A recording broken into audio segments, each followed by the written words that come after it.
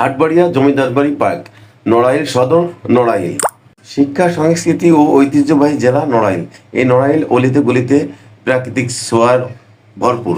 তো এখানে আছে প্রচুর প্রচুর দর্শনীয় স্থান। বিশেষ করে নড়াইলে অনেক জমিদার বাড়িরা বসবাস করতো।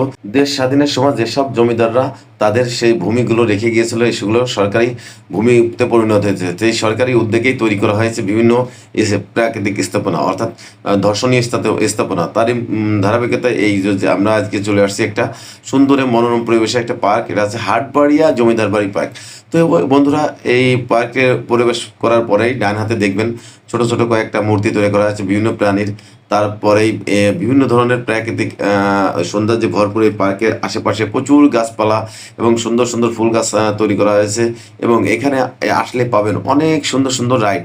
অর্থাৎ বিশেষ করে যদি আপনি আপনার ছেলে মেয়ে বা বাচ্চাদের নিয়ে আসেন, বা স্কুল কলেজের ছেলেমেয়েরা যদি আসেন,